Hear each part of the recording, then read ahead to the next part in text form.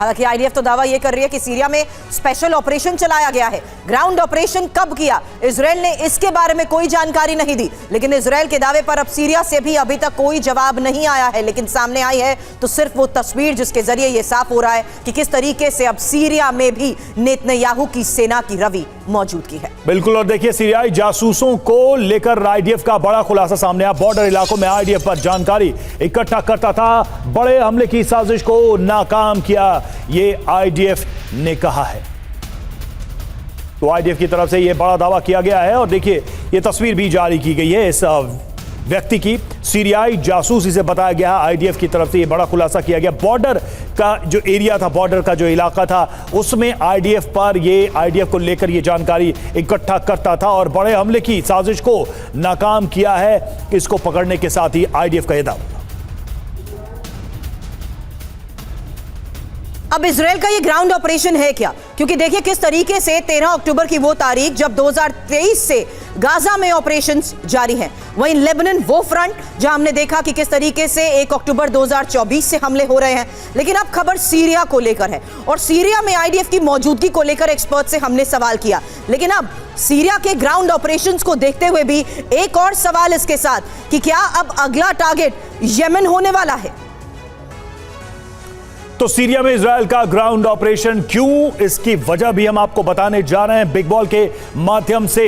ये तमाम कारण जिसकी वजह से ये ऑपरेशन शुरू किया गया है। सबसे पहले बात तो देखिए, ईरान से हिजबुल्लाह के लिए सप्लाई रूट जो है वो है यहां पर, इस वजह से ये कदम उठाया गया। हथियार, गोला बारूद पहुंचाने का ये रास्ता है और इसको ब्लॉक करने की बड़ी कोशिश। ईरान समर्थित संगठनों का ये ठिकाना भी, हाइड आउट है। ईरानी कमांडर भी लेबनान से शिफ्ट हुए हैं और हिजबुल्लाह के कई कमांडर भी यहां पर मौजूद है। इस वजह से ये ग्राउंड ऑपरेशन सीरिया में चलाया गया है। अमेरिकी सैन्य बेस पर कई हमले भी यहां से शुरू हुए हैं, जिसकी वजह से ये ऑपरेशन यहां, हालांकि यही इंपॉर्टेंट था कि किस तरीके से अमेरिका अपनी सैन्य मौजूदगी के तहत ही ये सुनिश्चित कर रहा था कि मिडिल ईस्ट के इस हालात में सबसे पहले सीरिया में ही उसके सैन्य बेस को टारगेट किया गया। लेकिन त्रिपाठी सर, अगर यहां हम खबर को इस लिहाज से समझे कि अब अगर आईडीएफ की मौजूदगी सीरिया में है, तो क्या सीरिया में भी हम ये मान सकते हैं कि आने वाले दिनों में ग्राउंड ऑपरेशंस को अंजाम दिया जाएगा? नेक्सस, फाइनेंशियल रूट, पूरे वेपन डिपो, इनको तो हमेशा से उसने टारगेट किया है।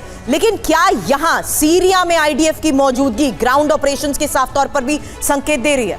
देखिए, बिल्कुल इसका मतलब यह है कि इजराइल ये मन बना चुका है कि आगे ग्राउंड ऑपरेशन के तहत आईएमएफ जो है वहाँ पर 1-to-1 फाइट करेगी। हालांकि सीरिया के वर्तमान स्थिति को देखते हुए ये कोई बहुत बड़ी बात नहीं है, क्योंकि सीरिया में वैसे भी पिछले 8 साल से जितना अनरेस्ट रहा है, गृह युद्ध रहा है, और दुनिया के तमाम देश, रूस हों या अमेरिका हों, ये बड़ी पावर सीरिया में हस्तक्षेप करती रही हैं। और इजराइल ने भी, अभी देखिए आपने कुछ महीने पहले दमिश्क में इजराइल ने क्या किया था कि ईरानी कॉन्सुलेट में बमबारी की थी, जिससे एक ईरानी कमांडर मारा गया था। तो इजराइल का ऑपरेशन होता रहा है।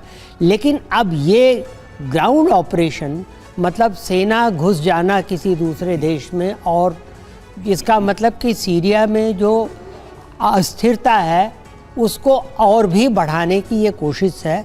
और मेरे ख्याल से तो ग्राउंड ऑपरेशन अगर वहाँ होगा तो वो भी लिमिटेड ही होगा, क्योंकि अगर सीरियन